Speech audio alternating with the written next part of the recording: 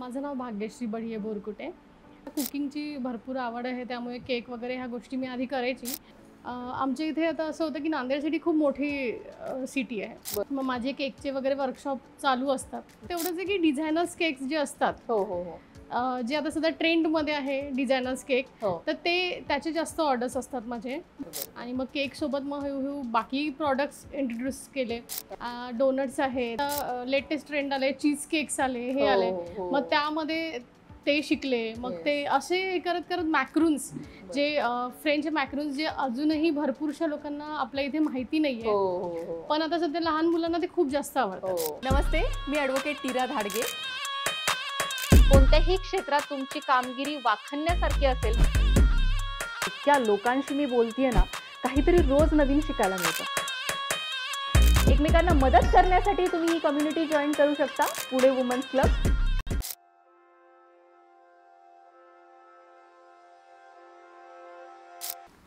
नमस्कार, मी ॲडव्होकेट नीरा धाडगे तुमचं सहर्ष स्वागत करत आहे पॉडकास्ट विथ नीरामध्ये.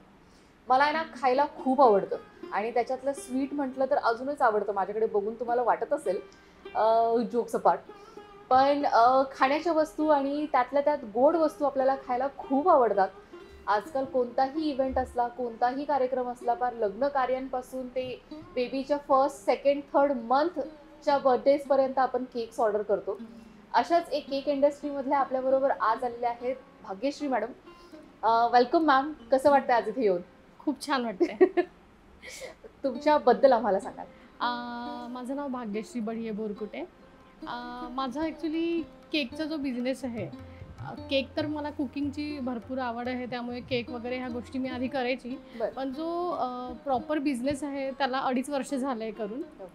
बेसिकली नांदेड सिटीमध्ये सिंहगड रोडला तिथे हा बिझनेस स्टार्ट केला आहे मी. बरोबर. आणि ऑल ओव्हर म्हणजे आधी तिथेच करायचं, सगळं काही होममेड आहे, सगळं आपलं घरूनच करते मी. आणि त्याच्यामध्ये असं आहे की केक, डिझायनर केक, मग हळूहळू सगळं वाढत गेलेलं आहे, वाढत चाललेलं आहे आता. आणि मग आता असं झालं की नांदेड सिटीच्या बाहेर पण मी ऑर्डर्स घेते तिथले. आणि फक्त एवढंच आहे की डिझायनर्स केक्स जे असतात, जे आता सध्या ट्रेंडमध्ये आहे डिझायनर्स केक, तर त्याचे जास्त ऑर्डर्स असतात माझे. रेग्युलर केकचे कमी असतात. आणि मग केक सोबत मग हळूहळू बाकी प्रॉडक्ट्स इंट्रोड्यूस केले. जे डोनट्स आहे, जे सगळ्यांना डोनट्स आवडतात. डोनट्स आहे, त्यानंतर मग कप केक्स वगैरे, हे सगळं हळूहळू होत गेलं. त्यानंतर मग त्याचे क्लासेस पण चालू केले. आमच्या इथे आता असं होतं की नांदेड सिटी खूप मोठी सिटी आहे. तर तिथे भरपूर लोकांचं असं होतं की त्यांना क्लासेस करायचे, केक कसे करायचे, काही लोकांना फक्त स्वतःपुरती शिकायचं होतं. मग ते मी त्याचे वर्कशॉप पण स्टार्ट केले. मग माझे केकचे वगैरे वर्कशॉप चालू असतात. आणि ते मग त्यांची वर्कशॉप घेता घेता मग मला हे पण कळलं की आता आपल्याला ना याच्यामध्ये फक्त तेवढंच सीमित राहायचं नाहीये, भरपूर गोष्टी करायच्या आहेत. मग त्याच्यामध्ये मग हळूहळू आणखी मी स्वतःमध्येच त्या गोष्टी ऍड करत गेली की आता लेटेस्ट ट्रेंड आले, चीज केक्स आले, हे आले. मग त्यामध्ये ते शिकले. मग ते असे करत करत मॅक्रून्स, जे फ्रेंच मॅक्रून्स, जे अजूनही भरपूरशा लोकांना आपल्या इथे माहिती नाहीये, पण आता सध्या लहान मुलांना ते खूप जास्त आवडतात. आणि आजकाल आणि सिरीज वगैरे बघून सगळ्यांना कळायला लागलंय खूप जास्त. तर त्यामुळे मग असं होतं की ते जेव्हा आपण एखाद्या मॉलमध्ये जातो तेव्हाच ते आपल्याला मॅक्रून्स खायला भेटतात. मग ते पण आता की घरी कसे उपलब्ध करायचे, मग ते त्यामध्ये पण ते पण शिकली मी की नाही, कारण सर्वात माझा फोकस मेन हाच होता की माझ्या मुलीला काय आवडते. माझी मुलगी 9 इयर्सची आहे आणि तो माझा फोकस होता की तिला काय आवडते आणि तिला जे जे आवडते ते मी सगळं माझ्या मेनू मध्ये ऍड करते आणि सक्सेस होत आहे. बरोबर. केक ह्या इंडस्ट्रीमध्ये म्हणजे हे करायच्या आधी तुम्ही कुठून सुरुवात केली, म्हणजे काय करत होता आधी? प्रॉपर नागपूरची आहे मी. माझं BSc ऑफ फॅशन डिझायनिंग झालेलं आहे. त्यामध्ये मग माझे तिथे एक तर मी INFD मधनं केलेलं आहे, त्यामुळे असं होतं की तिथे फॅशन शोज वगैरे केले, बॅकस्टेज केले. त्याच इंडस्ट्रीमध्ये काम करत होती. तिथेच बुटीक वगैरेचं काम करायची नागपूरला. आणि मग लग्न झालं आणि त्यानंतर मुंबईला शिफ्ट झाली. मुंबईला आल्यावर तर असं वाटलं मला की अरे वा, मोठं मी या जग. इंडस्ट्रीमध्ये म्हणजे Yes. माझ्या इंडस्ट्रीमध्ये आलेली आहे, तिथे मला खूप चांगला चान्स भेटेल. बट असं झालं की मुंबईला आल्या बरोबर मी पण प्रेग्नेंट राहिले. मग प्रेग्नेन्सीमध्ये तर काही पॉसिबलच नव्हतं कोणत्या गोष्टी. त्यानंतर मग पुन्हा एक रिझन भेटलं प्रेग्नेन्सीचं. त्यानंतर पुन्हा एक रिझन की मुलगी लहान आहे. आणि असं होतं की जेव्हा ती 8 महिन्याची होती तेव्हा पुन्हा काही जे फॅशन इंडस्ट्रीमधले जॉब्स होते ते मला पुन्हा ऑफर झालेले. आणि मग तेव्हा डायरेक्ट त्यांना नाही म्हणावं लागलं, कारण असं होतं की तिला कुठे सोडू. बरोबर.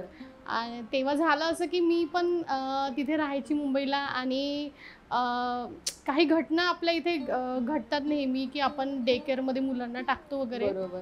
आणि ताजी हे होतं की म्हणजे लेटेस्टमध्ये आमच्याच एरियामध्ये म्हणजे तिथे डे केअरमध्ये काही असं प्रॉब्लेम झालेला, जे सगळं आलेलं की तिथल्याच एकाने त्या म्हणजे तिथल्या मुलांना वगैरे मारायची किंवा काय वगैरे. आणि त्याआधीच आम्ही डिसाईड केलेलं की आपण डे केअरमध्ये हिला ठेवून कितीतरी तासासाठी आपण जॉब करू शकतो. बरोबर.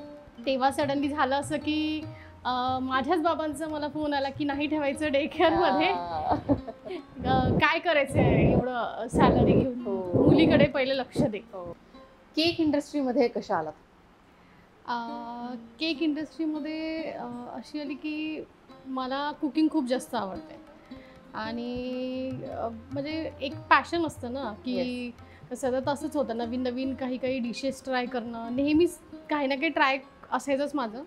तर त्यामुळे मग असं होतं की मी असं स्वतःसाठी किंवा मुलीसाठी वगैरे तर मी स्वतः केकचा क्लास केला. आणि त्यानंतर मग घरी करायची. मग ते प्रॅक्टिससाठी मग घरच्यात जे आपल्या मावशी वगैरे असतात त्यांना दिलेला. आणि घरी कोणी आलं तर त्यांना खाऊ घातलेलं. मग असं होतं की माझ्या ज्याही माझ्या मैत्रिणी किंवा माझ्या बहिणी, माझे कझन्स, ते खूप मागेला गेलेले की तू यामध्ये काहीतरी कर, तू चालू तर कर, काय फरक पडतो, असं सगळ्यांचं हे होतं. मग मी पण विचार केला की काय खरंच चालू करायचं का. आणि असं होतं की तेव्हा डायरेक्ट खूप मोठ्या प्लॅटफॉर्मवर जाण्यापेक्षा घरून चालू करायचं. मग तेव्हा माझ्या नवऱ्याने भरपूर सपोर्ट केला. तो बोलला की तू बघ चालू करून, कसं होतं बघू आपण. बरोबर. मी आहेच सोबतीला. मग मी चालू केलं. आणि फर्स्टच माझा ऑर्डर चांगला मोठाच ऑर्डर होता, फोटो केकचा ऑर्डर होता. मग तेव्हा अशी भीती होती की कसं होईल, म्हणजे किती ऑर्डर्स भेटेल, महिन्यातले किती ऑर्डर्स असेल. बरोबर. मग हळूहळू चालू झालं सगळं. आणि तिथे असं आहे की नांदेड सिटीमध्ये त्यांचे इंटरनल ग्रुप्स खूप सारे आहे, व्हॉट्सअप ग्रुप्स आहे आमचे, फेसबुक पेजेस आहे. तर त्यामध्येच मग आपलं पब्लिसिटी भरपूर होते.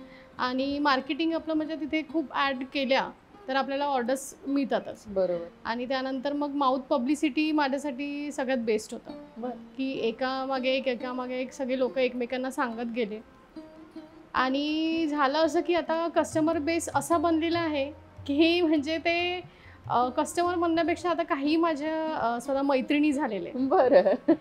तर म्हणजे त्यांचं असं झालेलं आहे की ते फक्त फोन करतात आणि हे की हां मला हे असं हवं आहे, ते विचारतच नाही की काय याचे चार्जेस किंवा काय, त्यांचं काहीच नसते. हां तू असं बनव बस झालं. मस्त. आणि जेव्हा मी अवेलेबल नसते पुण्यामध्ये तर तेव्हा मला जेव्हा त्यांचे फोन येतात मग मी त्यांना सांगते की मी नाही आहे आता, मी गावी जाते. म्हणजे ते अक्षरशः त्यांना हे होतं, भांडतात माझ्याशी की का नाहीये, आम्ही आता कुठनं केक घेऊ, आम्हाला नाही आवडत दुसऱ्यांकडलं घ्यायला. आणि मग तेव्हा माहिती एक भीती असते मनामध्ये की हे दुसऱ्यांकडे गेले तर माझे कस्टमर जाईल. पण असं वाटतं की ठीक आहे जाऊ दे, चल आता ते आपण बिझनेस म्हणू शकतो आपण त्याला. पण तेव्हाही तो 1 महिनाही जर त्यांनी कुठून दुसरीकडनं काही ऑर्डरही केलेलं आहे तरीही ते माझ्याचकडे परत येतात, ते खूप जास्त समाधान आहे. बरोबर. नाही, एका म्हणजे बिझनेसचा जर आपला जो प्रॉडक्ट आहे तो जर आपण मन लावून बनवलेला असला किंवा जेव्हा आपण ते लोकांना देतोय तेव्हा फक्त केक मधली साखर नाही तर आपल्या बोलण्यातली जी साखर असते ती पण एक महत्वाची असते. त्याच्यामुळे खूप वेळा लोक आपल्या बरोबर टिकून राहतात. आणि जर प्रॉडक्ट तुमचा अजून चांगला असेल तर ते अजून छानपैकी लोक हे करतात. नक्कीच. आता एवढा छान तुमचा बिझनेस चाललेला आहे तर असा विचार नाही केला का कधी की आता आपण शॉप टाकावं? विचार तर खूप येतो शॉप टाकायचा, बट ना जेव्हा एखाद्या शॉपमध्ये जाऊन बघते तेव्हा असं वाटतं की तिथे मला 12 तास द्यावं लागेल. बरोबर जे मला सकाळी शॉप ओपन करावं लागेल तर मला रात्रीच बंद करावं लागेल. बरोबर. आणि असं आहे की मी फक्त म्हणजे माझा हा बिझनेस आहे त्यापुरतीच सीमित नाही आहे. मला माझ्या मुलीकडे बघावं लागेल लक्ष द्यावं आणि लागेल. त्यानंतर मी भरपूर ॲक्टिव्हिटीज माझ्या चालू असतात. बरं. काही सोशल ॲक्टिव्हिटीज आहे. त्यानंतर मी नांदेड सिटीच्या ढोल पथकामध्ये आहे बरं. आणि त्यानंतर असे छोट्या मोठ्या काही ना काही चालू चालू असतं. असतं. मग मी ते 12 तास तर देऊ शकत नाही बरोबर असं पहिले येते. आणि आणि सेकंड थिंग हे आहे की मी जेव्हा घरी मला ऑर्डर येतो तर म्हणजे फॉर एक्झाम्पल की मला आज ऑर्डर आहे संध्याकाळचं तर मी सकाळी सगळं फ्रेश बनवते. ही एखाद्या याची म्हणजे स्पेशालिटी असते, खासियत असते. बरोबर आहे. तर ती आहे की Fresh आम्ही तुम्ही सगळं देता सगळं. फ्रेश देतो. बरं. आणि आजपर्यंत मला सर्वात चांगलं म्हणजे सगळ्यांचे रिव्ह्यूज असे येतात की क्रीम खाल्ल्याने मुलांना खोकला होतो, जो हो. मी जे क्रीम देते त्यांनी खोकला होत नाही. नाही होत. तर ते माझ्यासाठी खूप चांगलं बेनिफिट आहे. आणि ते मग असं होतं की जेव्हा आपण शॉप ओपन करतो Yes. त्यामध्ये त्या गोष्टी चेंज होतात. बरोबर आहे. 2-2 दिवसाचे 1 दिवसाचे शिळे केक दुकानामध्ये ठेवावे अवेलेबल लागतात. असतात, बरोबर. ठेवावं लागतात, कारण आपण इतकं त्या दुकानासाठी खर्च केलेलं आहे तर ते सगळं. बरोबर आहे. आणि ह्या गोष्टी सध्या तरी मला नको आहे, नको आहेत. त्यामुळे घरूनच सगळं करते. हो. आणि एक बेसिक इन्व्हेस्टमेंट तुमची होऊन जाते. जेव्हा शॉपचा आपण विचार करतो ना तेव्हा रेंट आलं किंवा त्याचे सगळे फ्रीज आले, बाकीचा तुमचा स्टाफ आला, लाईट बिल आलं, हे सगळं मॅनेज करण्यामध्ये आपण जेवढं इन्व्हेस्टमेंट म्हणजे आपली जेवढं इन्कम असतं ते इन्व्हेस्ट होऊन जातं. एका मोठ्या लेवलला जेव्हा तुम्ही जाता म्हणजे महिन्याच्या 100-150 ऑर्डर्स येतात तर त्या मॅनेज करू शकत नाहीये घरातनं, तर त्यानंतर आपण म्हणजे शॉपकडे वळालं तर yes. गोष्ट वेगळी आहे. पण आता तुम्ही मुलीला सांभाळून, तुमचं घर सांभाळून, Yes. तुमचे बाकीच्या गोष्टी सगळ्या सांभाळून केक्स बनवताय, तर खूप छान हे आहे. तुम्ही जे लोक आता केक बनवतायत किंवा केक इंडस्ट्रीमध्ये आहेत तर त्यांना तुम्ही काय टिप्स द्या? सर्वात महत्त्वाचे टिप्स तर ह्याच आहे की सर्वांनी मला तरी मनापासून असं वाटतं की जे घरचे खातात तेच तुम्ही बाहेर विका. बरोबर आहे. हे सगळ्यात महत्त्वाची गोष्ट आहे. हो. कारण मला असं वाटतं की जी माझी मुलगी आणि माझा नवरा खाईल ना तेच दुसऱ्यांनी खाल्लं पाहिजे. बरोबर. हा विचार केला ना तर ते आपलं म्हणजे पदार्थही चांगला होतो बरोबर. आणि ते त्याचे आपले रिव्ह्यूज पण खूप चांगले येतात. बरोबर. सर्वात महत्त्वाचं तर हेच आहे. त्यामध्ये सेकंड हे आहे की आजकाल असं झालेलं आहे की सगळ्यांना पैसाच कमवायचा आहे. तर मला असं वाटतं की पहिले तरी तुम्ही आहे ना त्याच्यामध्ये मला किती प्रॉफिट भेटेल हा विचार न करता तुम्ही कस्टमर बेस तुमचा कसा बनेल हो. असा कस्टमर बनवा की जो ना तुम्ही कुठेही गेले तरी तो तुम्हाला सोडणार नाही. बरोबर आहे. तो एक कस्टमर बेस तुम्हाला बनवणं गरजेचं आहे. आणि मग प्रॉफिट तर काय हळूहळू भेटतच नाही, भेटत राहत.